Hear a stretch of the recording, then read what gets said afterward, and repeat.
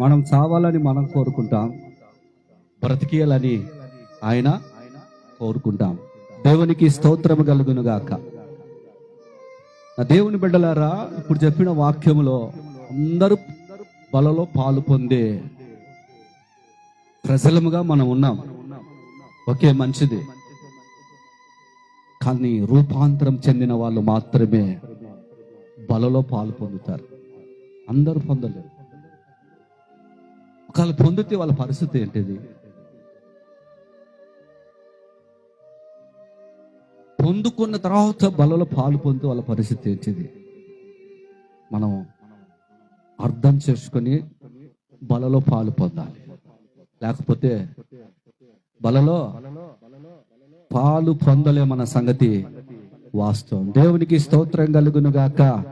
హల్లెలూయా. చిన్న పల్లవి ఒక చరణం పాడుకుందాం.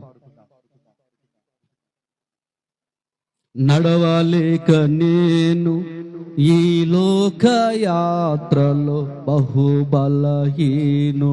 నైతినయ్యా. నడవలేక నేను ఈ లోక యాత్రలో బహుబలహీనుడ నైతినయ్యా. నా చేయి పాటి నీతో నన్ను నడిపించుమయ్యా నా యేసయ్యా.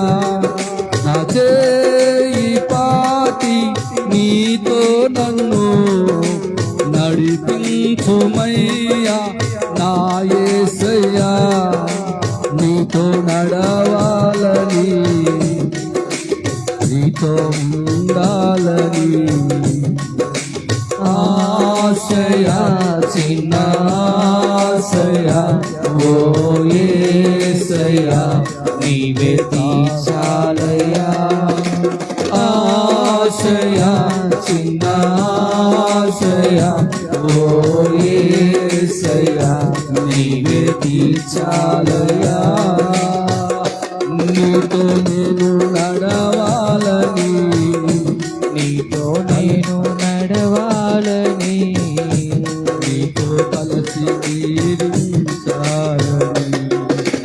ఆశయా, చిన్న ఆశయా, ఓ యేసయ్యా నీవే తీర్చాలయ్యా.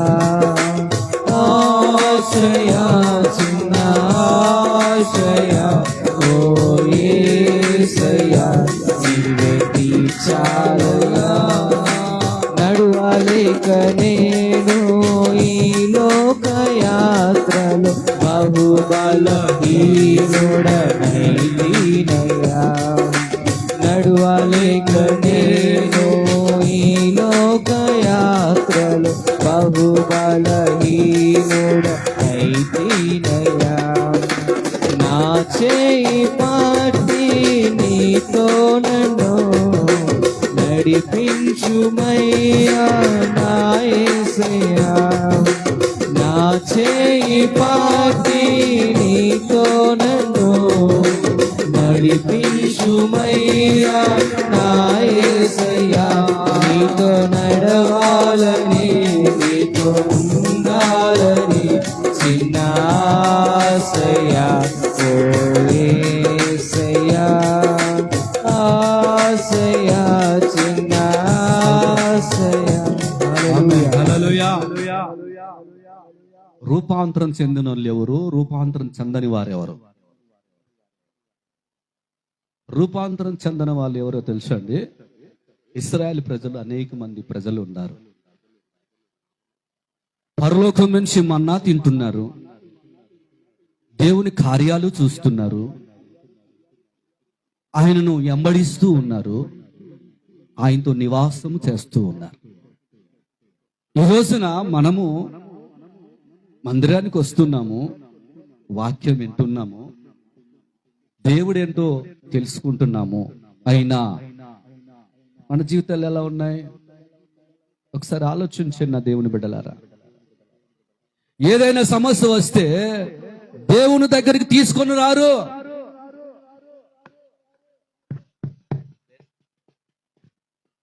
ఏదైనా సమస్య వస్తే దేవుని దగ్గరికి తీసుకొని రారు, సనుగులు ప్రారంభిస్తారు. వీళ్ళు కూడా బలలో పాలు పొందుతారు. దేవునికి స్తోత్రం కలుగును గాక. హల్లెలూయా. సమస్య వచ్చినప్పుడు దేవుని దగ్గర సనిగారోలో వాళ్ళు కూడా ఏం చేస్తారు? మేము బలలో పాలు పొందినామంటారు వాళ్ళు.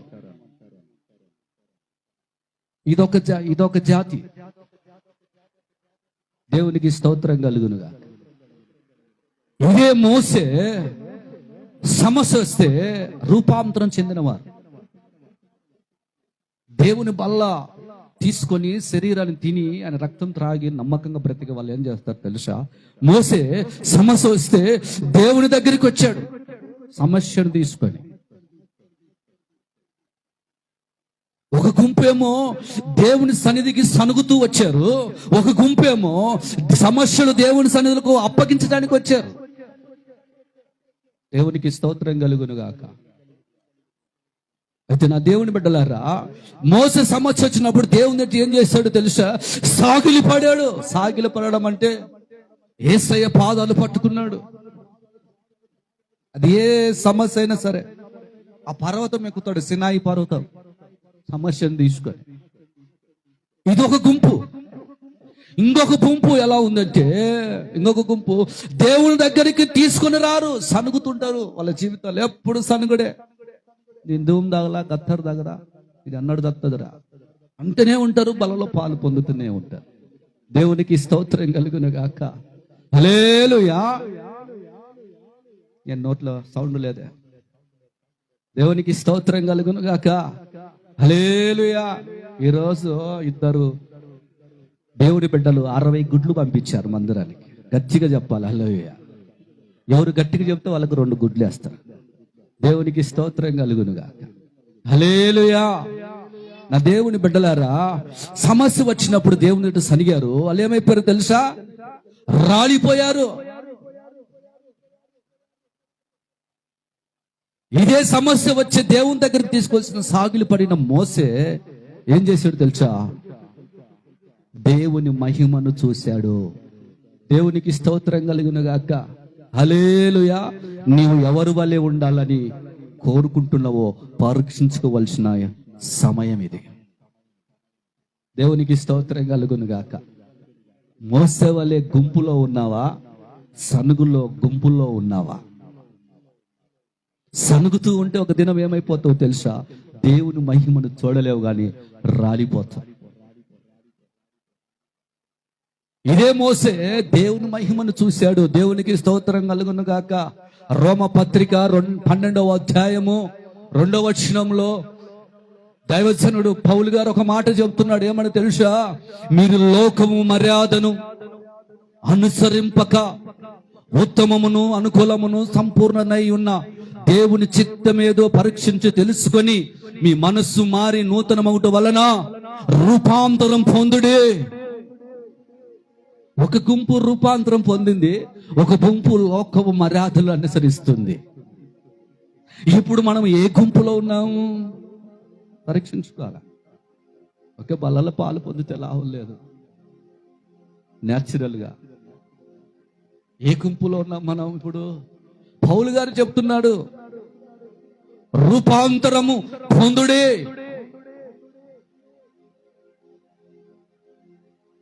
రూపాంతరం పొందడం అంటే ఏంటిది?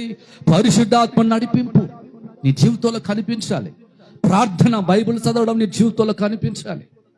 దేవుని వాక్యానుసారంగా మొదలైనవి మనము చేస్తేనే మనము రూపాంతరము పొందగలము. ఏమి చేయకుండా ఒకవేళ చేసినా నీ జీవితంలో సడుగులు వస్తున్నాయంటే నీవు రూపాంతరము పొందినవా పొందలేదా? ఏం సౌండ్ లేదు. పొందావా పొందలేదా? దేవునికి స్తోత్రం. రూపాంతరము పొందాలి. ఎగ్జాంపుల్, సీతాకొక సిలుక తెలుసు అండి? ఎవరికి తెలుసు? ప్రసాద్ తెలుసా? ఇతరా నువ్వు వచ్చావు, ఎప్పుడో ఒకసారి వస్తావు, వాకిలి చాటుకుంటావు. నాకు ఎంత కనిపోతావు? ఇటరా నాకు కలపరా. ప్రసాద్ చూసావా సీతాకొక సిలుకని? అది ఫస్ట్ పురుగులాగా ఉంటుంది, పనికిరాని పురుగు. దాన్ని చూస్తే ఎవరు కూడా పట్టుకోవడానికి ఇష్టం అనిపించదు. అవునా కదా? గొంగలి పురుగు అంటారు దాన్ని. అది రూపాంతరం చెందిన తర్వాత సీతాకొక శిలకగా మారిపోద్ది. దాన్ని పట్టుకోవడానికి ఇష్టపడతారు. ఒక అందంగా మారిపోద్ది దాని జీవితం. మునపటి వల్లే ప్రవర్తన ఉండదుగా. మారిన ప్రభుత్వం ప్రవర్తన కలిగి జీవిస్తుంది. క్రీస్తులో ఎరగని జీవితము క్రీస్తులోకి వచ్చిన తర్వాత నువ్వు మారాలి. మారకపోతే లావలేదు. దేవునికి స్తోత్రం కలుగునుగాక. నీకు అర్థమైతే ఇట్లా చెప్తున్నా ఈ మాట. దేవునికి స్తోత్రం. దేవుని నమ్మిన తర్వాత కూడా మనం ఈ లోక మర్యాదను, శరీరాశ, నేత్రాశ, జీవపు డమ్ముని అంబడించినట్లయితే మనము రూపాంతరం చెందలేము. మనసులో కోరికలు ఉంటాయి. కోరికలు అణుచుకున్న వాడే రూపాంతరం చెందుతాడు. కోరికలు అణుచుకోకుండా కోరికలు నెరవేర్చుకున్న వాడు వచ్చి బలలో పాలు పొందితే సమస్య వచ్చి ఏం చేస్తాడు తెలుసా? సనగడం ప్రారంభిస్తాడు. దేవుని మన్నా తిన్న వాళ్ళు ఏం చేశారు తెలుసా? దేవుని సన్నిధిలో సమస్యను తీసుకొచ్చి సాగిల పడాల్సిన వాళ్ళే సనగడం ప్రారంభిస్తే మధ్యలో రాలిపోయారు.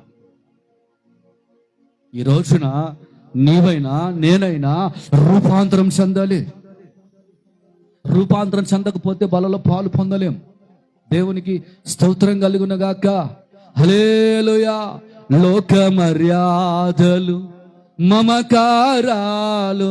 ఎవరైనా లోకంలో అనుసరించి, లోకంలో జీవిస్తూ, లోకానుసారంగా బ్రతుకుతూ ఆ సీనన్న చూస్తున్నలే, ఓ విజయ్ పాస్టర్ ఈరోజు కొంతమందే కదా ఉండేది, అందరిని కనిపెడతాడులే, ఈలే కదా బల్ల పంచేది, ఎందుకు బాల్లా తీసుకోలేదు అని లోకములో చేతులు వేసి బలలో చేయేస్తే ఏమైపోతుంది జీవితం? లోక మర్యాదలు, మమకారాలు గతించిపోవునే. లోక మర్యాదలు, మమకారాలు గతించిపోవునే. ఆత్మీయులతో అక్షయ అనుబంధం అనుగ్రహించితివే. అందుకే స్తుతి మహిమా, అందుకే స్తుతి కర్ణ మహిమల స్తోత్రాంజలి. ఆశ్రయ దుర్గమా నా యేసయ్యా, నవ జీవన మార్గమునా నన్ను నడిపించుమా. ఊహించలేని నీ కృపలే క్షణమును కోపించుచునే. వాత్సల్యమునాపై చూపినావే. ఊహించలేదే నీ కృపలే నీ క్షణమును. లోక మర్యాదలు ఒక దినము గతించిపోతాయట. చెప్పాడు కదా ఇందాకలా. మన్నా తిన్నారు, అయినా వాళ్ళు చనిపోయారు. ఇద్దరము, రెండు గుంపులు దేవుని అంబడిస్తున్నాయి. ఈ రెండు గుంపుల్లో ఏ గుంపు మారిందంటో?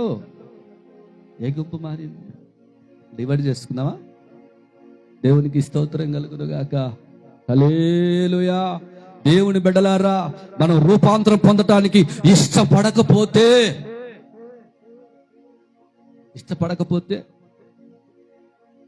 దేవునికి దూరం అయిపోతాము, సాతానికి దగ్గర అవుతావు. దేవునికి నువ్వు రూపాంతరం చెందకపోతే, ఇష్టపడకపోతే, ఇదిగో నీవు దేవునికి దూరం అవుతావు. అది ఎవరికి దగ్గర కావాలనున్నావు?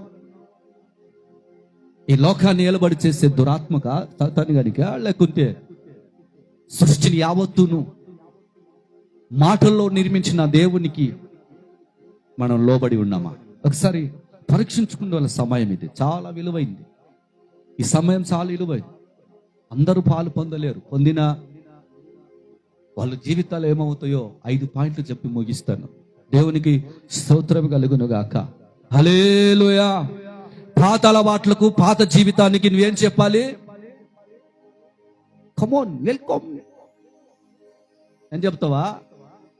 ఒకప్పుడు తాగుడుపోతానివే, ఒకప్పుడు సీరియల్ చూసేదానివే, ఒకప్పుడు నోటికి వచ్చేదానివే, ఇప్పుడు దేవుని నమ్ముకున్నాక మళ్ళా కమన్ నేను అలాగా మాట్లాడుతున్నాను, వస్తావా అని సావాసం చేస్తావా, స్వస్తి చెప్తావా, గుడ్ బాయ్, నీకు నాకు పొత్తు కుదరసంలే.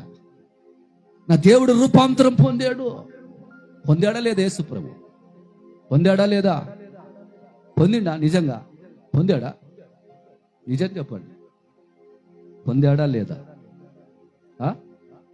పొందనోళ్ళు అలలియో చెప్పండి, పొందినన్నోళ్ళు అలలియో చెప్పండి. పొందినన్నోళ్ళు అలలియో చెప్పండి, పొందనోళ్ళు అలలియో చెప్పండి. అర్థం కాలే కదా? యేసయ్య కూడా పొందాడు రూపాంతరం. దేవునికి స్తోత్రం కలుగును గాక. హల్లెలూయా. మార్కు సువార్త 9వ అధ్యాయం 2వ వచనం చూడండి, యేసు ప్రభు ఎలాగ మారాడో. మార్కు సువార్త 9వ అధ్యాయం 2వ వచనం, టకటక. 6 దినములైన తరువాత యేసు పేతురును, యాకోబును, యోహానును మాత్రమే ఎంటబెట్టుకొని ఒక ఎత్తైన కొండ ప్రాంతం మీదకి వెళ్ళిపోయాడు. ఏకాంతంగా వారు ఉన్న తోలుకొని పోయి వారి ఎదుట రూపాంతరం పొందాడు యేసు ప్రభు. రూపాంతరం పొందాల్సిన అవసరం ఏంటి ఆయనకు? నేనే సత్యము, నేనే మార్గము, నేనే జీవం అని చెప్పాడు కదా. ఆయన చేసి చూపించాడు. ఈరోజు మిమ్మల్ని చేయమని చెప్తున్నాడు. దేవునికి స్తోత్రం కలుగును గాక. ఒకప్పుడు లోకంలో నీ పాత స్థితిని చూసి దేవుని దగ్గరకు వచ్చినాక అని ఆశ్చర్యపోయేటట్టుగా ఎదుటివాళ్ళని చూసినప్పుడు వారి మధ్యలో నువ్వు రూపాంతరం చెందిన దానివై ఉండాలి. దేవునికి స్తోత్రం కలుగును గాక. అదే క్రియారూపం అంటారు దాన్ని. ఆ క్రియారూపం నీలో నాలో కలగాలి. ఆ కలిగినప్పుడే దేవుడు నిన్ను బట్టి సంతోషిస్తాడు. దేవునికి స్తోత్రం కలుగును గాక. దేవునికి మనము నచ్చినట్లు ఏం చేయాలి? జీవించాలి. దేవునికి నచ్చినట్లుగా జీవించాలని జీవితం. మన ప్రవర్తన ద్వారా రూపాంతరం పొందుదామని ప్రజలకు తెలియజేయడమే మన జీవితం. ప్రజలకు తెలియజేయాలి. ఒకప్పుడు వీడు త్రాగుబోతాడు, ఒకప్పుడు వీడు వ్యభిచారి, ఒకప్పుడు వీడు పాపములో ఉన్నవాడు అనే మన జీవితము రూపాంతరం చెందిన తర్వాత ఆ క్రియ రూపంలో వారికి మనం చూపించాలి.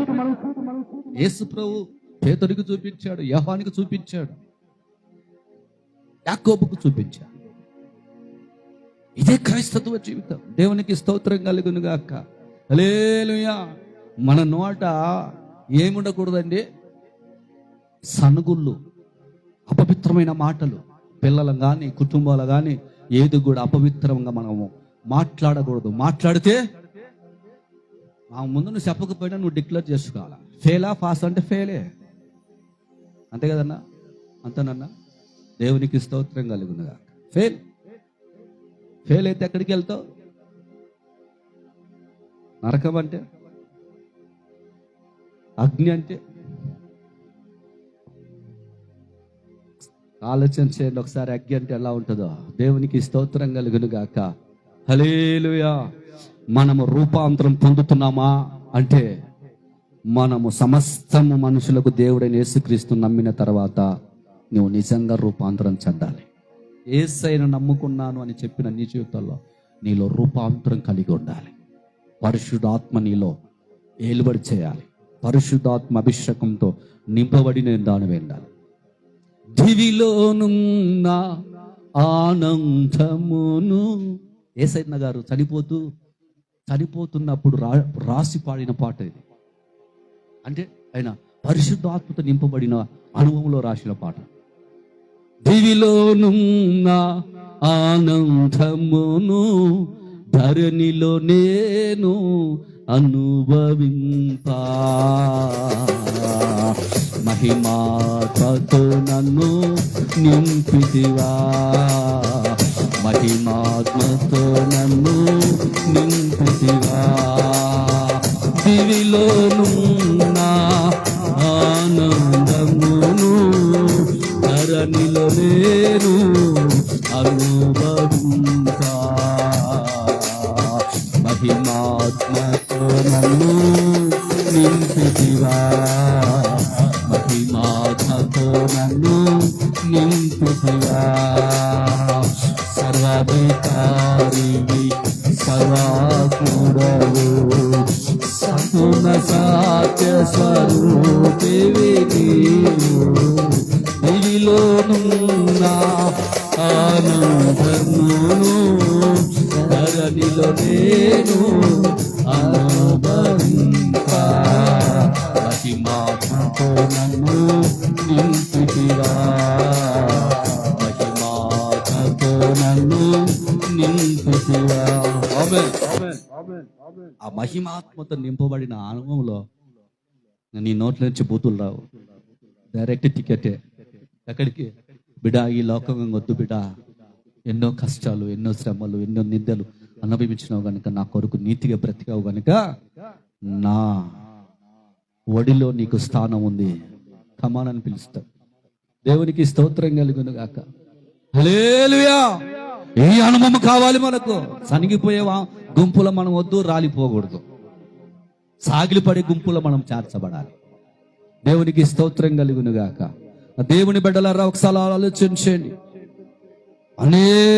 అనేదే మనము పరీక్షించుకోవాలి. ఏమని? రూపాంతరం చెందామా చెందలేమనేది మనం పరీక్షించుకొని బలలో పాలు పొందాలి. లేకపోతే ఏమవుతావు? దేవునికి స్తోత్రం కలుగును గాక. అపోస్తలుడైన పౌలు గారు చెప్పిన మాట, ఈ లోక మర్యాదను అనుసరించి జీవించకూడదు అంటున్నాడు. ఆమె లోక మర్యాద మనకొద్దు, లోక మమకారం మనకొద్దు. ఎందుకయ్యా? అది ఒక దినము గతించిపోద్ది కనుక అది మనకొద్దు. అక్షయ అనుబంధం, అది పరలోకము స్థానములు మనకు దొరుకుతుంది. దేవునికి స్తోత్రం కలుగును గాక. హల్లెలూయా. ఆ స్థానం మనకు దొరకాలంటే ఈ భూమి మీద మనం ఏం చేయాలి తెలుసా? రూపాంతరం చెంది ఆయన బలలో పాలు పొందాలి. పాలు పొందకపోతే పరలోకమే నీకు లేదు. దేవునికి స్తోత్రం కలుగును గాక. హల్లెలూయా. ఎఫెసీ 4:31 చూడండి. ఎఫెసీ సంఘానికి పౌలు గారు చెప్తున్నాడు. ఎఫెసీ సంఘానికి పౌలు గారు చెప్తున్న మాట ఇది. 4:31 చూడండి. ఎఫెసీ గ్రంథాన్ని రాసిన గ్రంథంలో రాయబడిన మాట. 4 సమస్తమైన ద్వేషము, కోపము, క్రోధము, అల్లరి, దూషణ, సకల విధమైన దుష్టత్వమును మీరు విసర్జించాలి. మీ జీవితాలు అనుక్షణం ఎదురవుతున్న నీ జీవితంలో రూపాంతరం చెందిన దానివై ఉండాలి. ఈ అనుభవించకూడదు. నీ జీవితంలో ఈ అనుభవిస్తూ వచ్చారు ఒక గుంపు. ఆ గుంపు అనుభవిస్తూ వచ్చినప్పుడు సమస్య వచ్చాక సనగడం ప్రారంభించారు. దేవునికి స్తోత్రం కలుగును గాక. హల్లెలూయా. మన జీవితంలో అనుక్షణం ఏంటి తెలుసా? ఎదురవుతుంటాయి. ఏంటివంటే ఈ లోకపు కోరికలు, లోకపు ఆశలు, విలువలు, నైతిక ప్రమాదాలు మనకు ఏమవుతుందో తెలుసా? అనుక్షణం ఎదురవుతూ ఉంటాయి. అనుక్షణమే. లేదంటావా? ఎదురుగావా? ఉపవాసం ఉన్న నేను నుంచి కొత్తిమీర పోతే కొత్తిమీర కాడ ఇటు చూస్తున్నాడు, ఎంత తక్కువ గదిరించుకుని పోరా నాయన, నీతి ఎందుకు గొడవ అని చెప్పినట్టు ఇచ్చి తీసుకొచ్చి మామిడికాయలకి అయిపోతే అంటే మరి ఈ రోజు ఉపవాసం ఉన్నాం కదా, వాళ్ళు కొనుక్కుంటే సైతాన్ గడు పని చేస్తుంటది కదా. వారి మాత్రం మనం కూడా సనుగుతూ ఉండాలి కదా. వారి మాత్రం మనం ఉండకూడదు. దేవునికి స్తోత్రం కలుగును గాక. హల్లెలూయా. మన హృదయంలో పాత స్థితిలో ఉన్నదా? ఇంకా హృదయం నూతన స్థితిలో ఉన్నదా? నూతన సృష్టి దేవునిలోకి వచ్చిన తర్వాత పాత స్థితి లోకంలో ఉన్నప్పుడు, కలిసిపోయినప్పుడు, దేవుని ఎరగక ముందు మన జీవితం, ఈ రెండు మనం ట్రాల్ చేసుకోవాలి, బ్యాలెన్స్ చేసుకోవాలి. దేవునికి స్తోత్రం కలుగునుగా. చెడ్డలవాటు, పాపపు సంబంధాలు, కార్యాలు చేయకుండా ఉండలేకున్నామా? ఇది మనకు సబ్జెక్ట్. పాపపు అలవాట్లు మళ్ళా చేయకుండా ఉన్నామా? చేస్తున్నామా? లేదా వాటికి దూరంగా ఉంటున్నామా? దేవునికి స్తోత్రం కలుగునుగాక. మనసు రూపాంతరం చెందాలి. కొలసికి రాసిన పత్రిక 3:2 ఇంకొక మాట రాసింది. కొలసిలో చూడండి.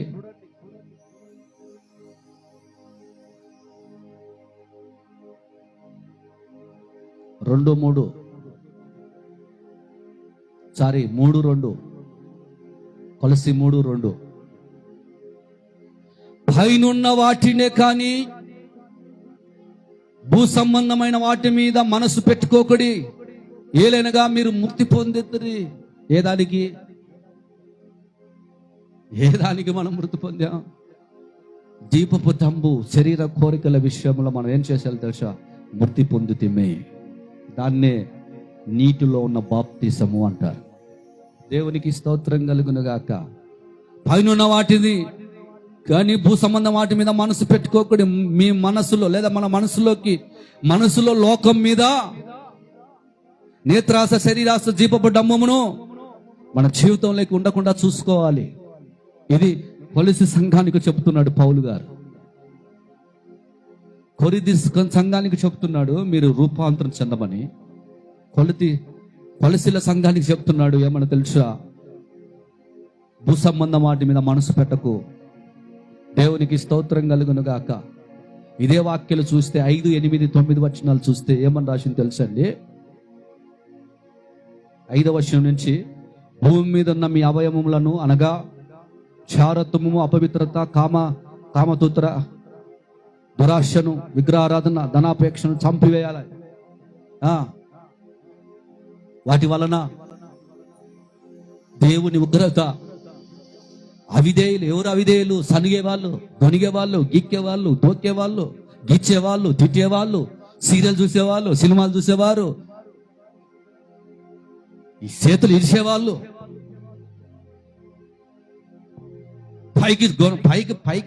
పైకి బాగున్నా లోపల సనుక్కునేవాళ్ళు.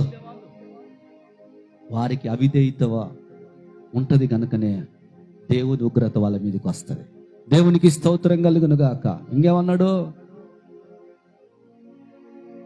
పూర్వము వారి మధ్యలో మనం జీవిస్తూ ఉన్నాం. ఒకప్పుడు దేవుని ఎరగని జీవితం మంది.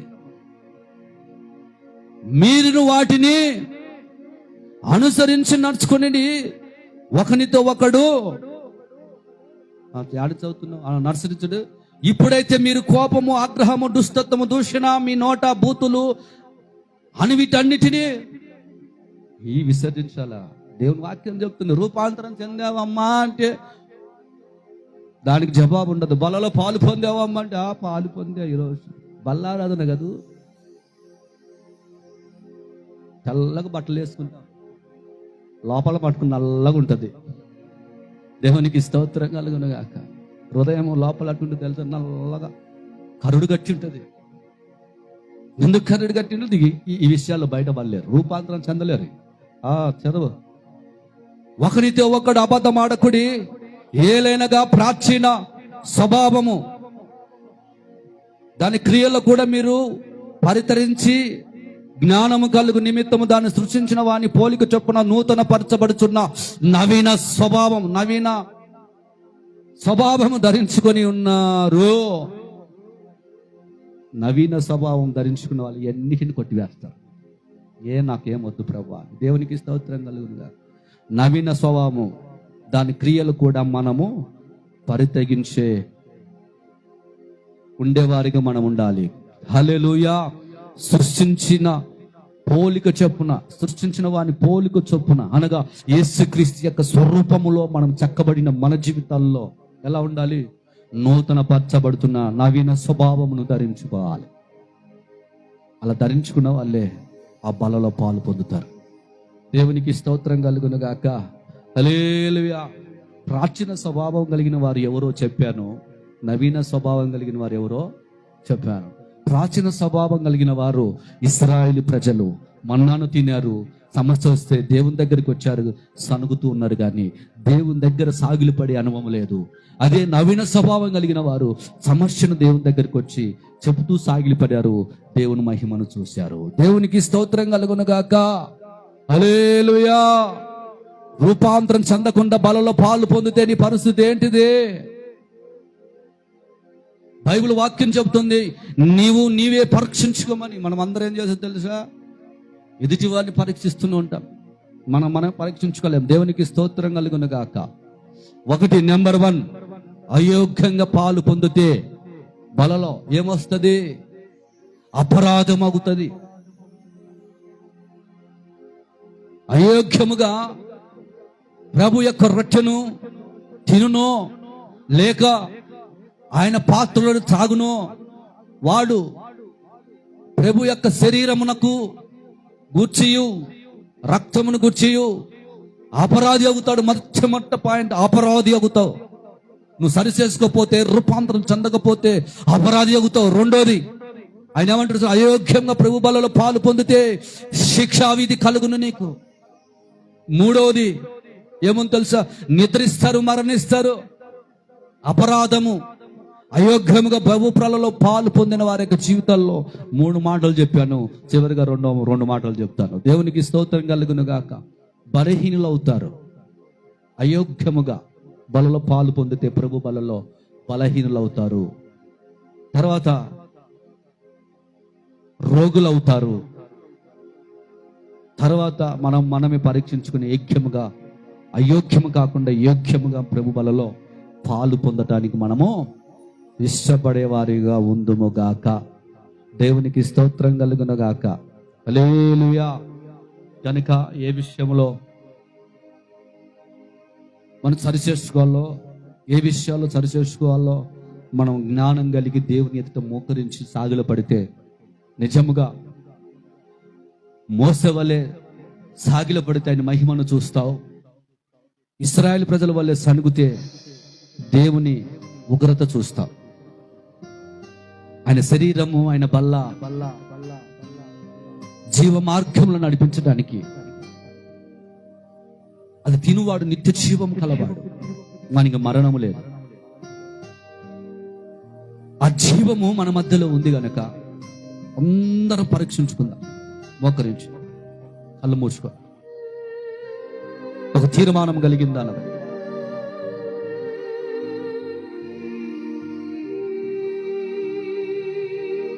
సరిచేసుకో. రూపాంతరం చెందినమా, రూపాంతరం చెందలేదా? లోక మర్యాదలు అనుసరిస్తున్నామా? సనుగులు మన జీవితంలో ఉన్నాయా? భూ సంబంధమైన ఆలోచనలు మన జీవితంలో ఉన్నాయా? ఇదిగో మనిషి యొక్క పద్ధతిలో నడుస్తున్నామా? ఈ లోకంలో మనము అందరిలాగా నడుస్తున్నామా? అయోగ్యంగా పాలు పొందటానికి ఇష్టపడుతున్నామా? ఇదిగో దేవుని వాక్యం చెల్లుతుంది. అయోగ్యంగా పాలు పొందిన వారి యొక్క జీవితాల్లో బలహీనులు అవుతారు, రోగాలు వస్తాయి, మరణిస్తారు, నిద్రిస్తారు, బలహీనులు అవుతారని. నా బల్ల, నా శరీరము, నా రక్తం అలాంటి వారికి కాదు.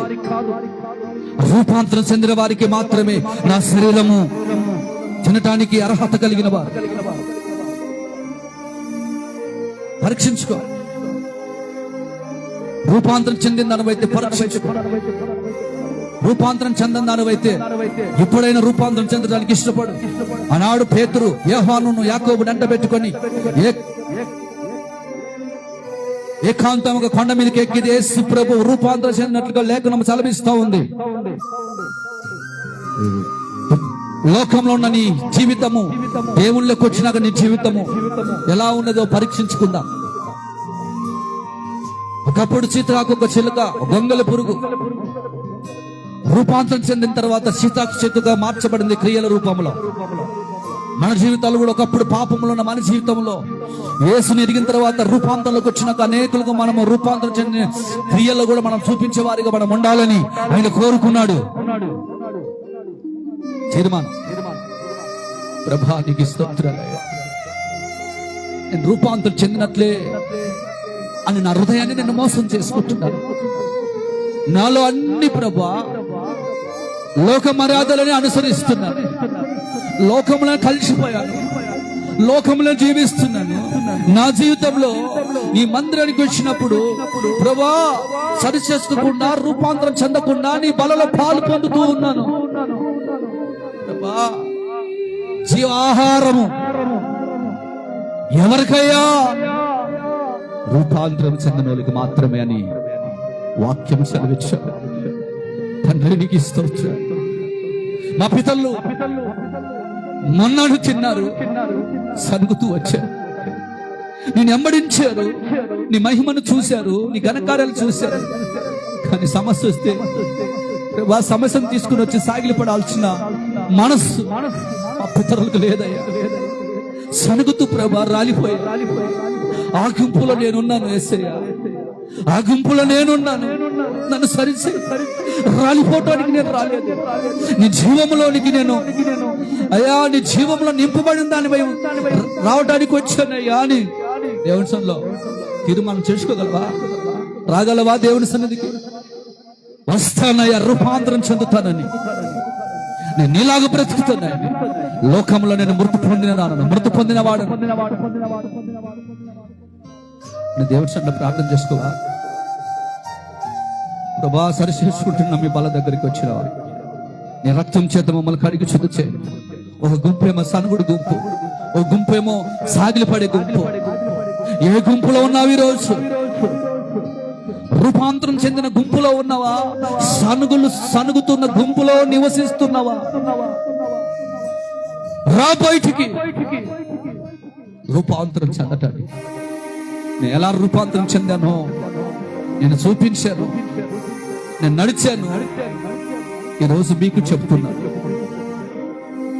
నిజమే ప్రభా, నువ్వు క్రియల్లో రూపాంతరం చెందావు. నీ నడకల్లో పాపము లేదు, నీ చూపుల్లో పాపము లేదు, నీ జీవిత యాత్రలో పాపము లేని వాడవు, పరిశుద్ధుడవు. నాలో పాపమున్నదని ఎవరైనా నిరూపించగలిగిన వాడు, సవాల్ చేసిన వాడవు నీవు. ఆ రక్తం చేత కడుగబడిన మా జీవితంలో కూడా మేము కూడా లోకానికి సవాల్ చేసే వారిగా, మాలో పాపము లేదని ఇదిగో నీ రక్తం చేత కడుగబడిన అనుభవంలోకి రూపాంతరంలోకి వచ్చినట్లుగా కార్యాలు చేయమయ్యా, కార్యాలు చేయ. మీ రక్తం చేత మమ్మల్ని కడుగు శుద్ధి చేయి, పరిశుద్ధపరచు. మా జీవితంలో నేను నెమ్మడిస్తుండగా, మా జీవితంలో ప్రభా ఇదిగో మా ఆత్మను మేము తండ్రి మోసం చేసుకోకుండా, మా హృదయాన్ని మోసం చేసుకోకుండా ప్రభా మేము ముందు నడుచుకునే వారిగా సహాయం చేయమని యేసు నామములో ప్రార్థన చేసి అడుగుతున్నాము తండ్రి, ఆమేన్. బలలో పాలు పొందేవారు మాత్రమే ఒక లైన్ అటు ఇటు ఎదురుగా, బలలో పాలు పొందని వారు మాత్రము ఒక సైడ్ లేకొచ్చి